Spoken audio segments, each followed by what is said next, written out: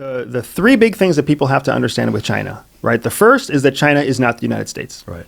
They don't play the same game the same way, not even close. So when you think about the United States and you project anything about how we execute superpower, dumb, military might, economic might, if you project that onto China, you're wrong. That's not how they work, right? So that's the first thing to keep in mind about China. The second thing to keep in mind about China is that China has no human rights. Yeah. The United States has human rights. China has no human rights. So just imagine how much of an advantage it is to executing quickly and at scale when you don't have any kind of responsibility for human rights. And then the third thing to keep in mind is that the whole world right now, outside of the United States and China, the whole world is choosing sides. We're back to pre-World War II.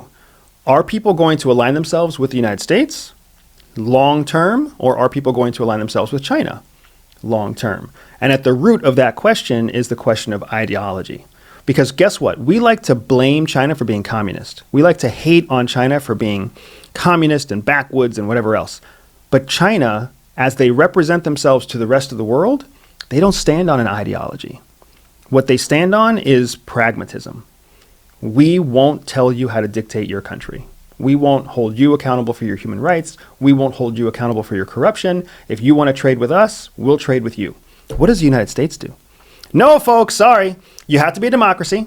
You have to have free and fair elections, right? We force our ideology on everybody else. So the whole world is coming to this point now where they have to decide, do we want to bunkmate with a country that's going to force an ideology on us after we've seen how that ideology has failed multiple other countries, right? Failed in Afghanistan, failed in Vietnam, failed in Iraq, failed in Korea.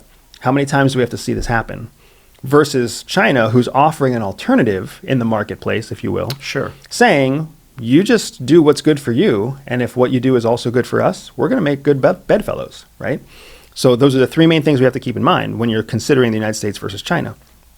The reason I believe that China is on the trajectory to become the economic superpower by 2033 is partly because economic analysts are saying the same thing. Their original projection was 2035. COVID actually accelerated. Yeah, sure. Yeah, expedited. That's the word. Yeah. COVID actually expedited it. Not even though COVID started in China, it expedited the process because China became this high-tech manufacturer of electric vehicles. So in 2023, China has already outpaced Tesla as the top EV generator for the world. And that's a huge marketplace. That's an experimental marketplace, all the green energy vehicles. So you're seeing multiple instances where China is growing economically. The BRICS is an example. They're bringing more people into the BRICS than ever before. They're bringing American allies into the BRICS. So that's expanding their trading group. You also see them expanding their geopolitical influence with countries like China and Iran and North Korea. Right now, these are, compared to the United States, those are poor countries. But compared to other countries, they're not that poor, right? Yeah.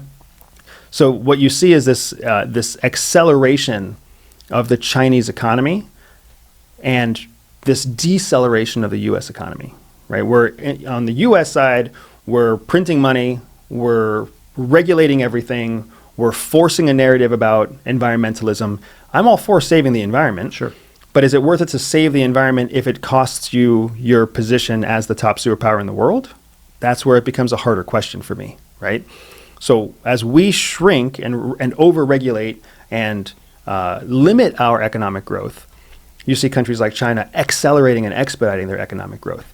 So economic analysts have already shortened their estimates from 2035 to 2033.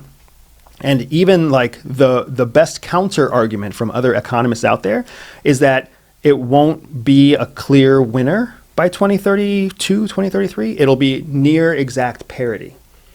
Does that really make you feel any better? No, it doesn't. Yes, exactly.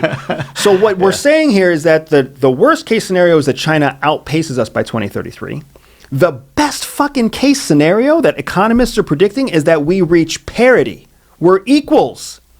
that is not that much better of a situation. How much does Russia-Ukraine, as a proxy war, Russia propped up by China, in large part, Ukraine propped up by the U.S., how much does the outcome or the, because look, I think you predicted at one point in 2022, Odessa would be taken down by Russia. Right. And it hasn't been. Correct. Ukraine has been able to withstand that. So maybe it's a two-part question. Thanks for watching. If you want to see this entire episode, just click or tap here. If you want to see another clip from this channel, click or tap right here.